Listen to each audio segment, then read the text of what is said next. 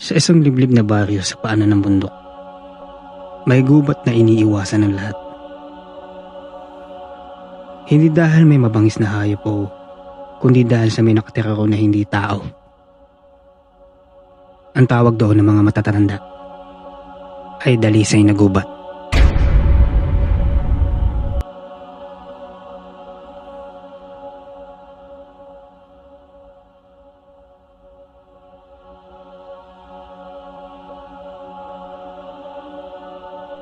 Sabi nila, kapag pumasok ka roon na may masamang balak, ay hindi ka na makakalabas na bilang ikaw. Si Leandro, 22 anyos, at lumaki sa baryong iyon. Napakatigas ng ulo nito.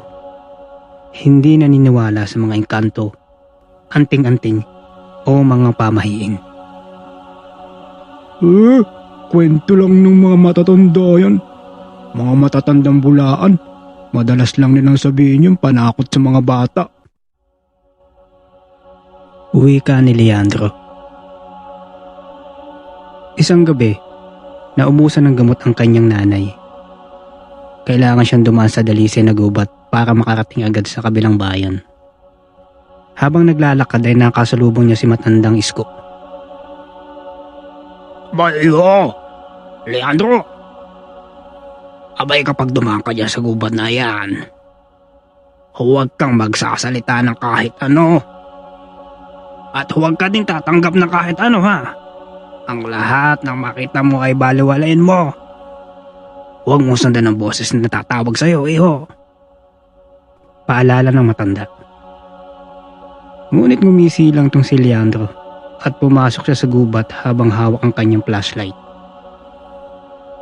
Napakatahimik ng gubat. Walang mga kuliglig, walang mga huni ng ibon, at walang simoy ng hangin.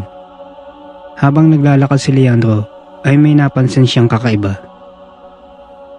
Walang anino ang mga puno, ni kahit liwanag wala ito. Biglang may boses na narinig si Leandro. Leandro! Napahinto si Leandro.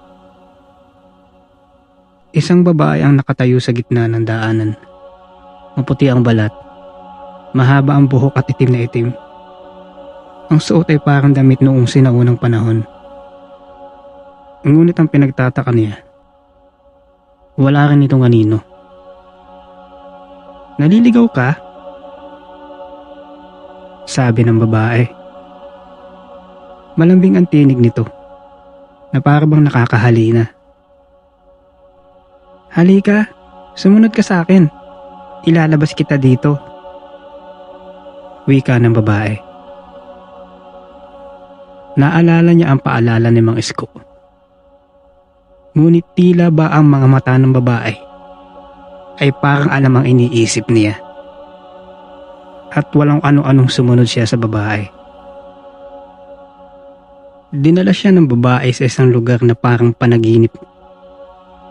May mga bahay, ilaw ng sulok, at mga taong nakangiti. Ngunit napansin niya na walang bata kahit isa. Walang matandang kulubot ang muka. Lahat ay pare-pareho ang edad. Maligayang pagdating sa aming lugar, Leandro. Wika ng babae. Ako si Amihan. Ako ang tagapagbantay ng dalisay na gubat. At doon niya nalaman ng katotohanan na ang mga taong iyon, ang mga dating pumasok sa gubat na piniling manatili. Hindi sila tumatanda, hindi rin sila namamatay. Pero ang kapalit, hindi na sila makakauwi at makakaalis doon sa lugar na yon.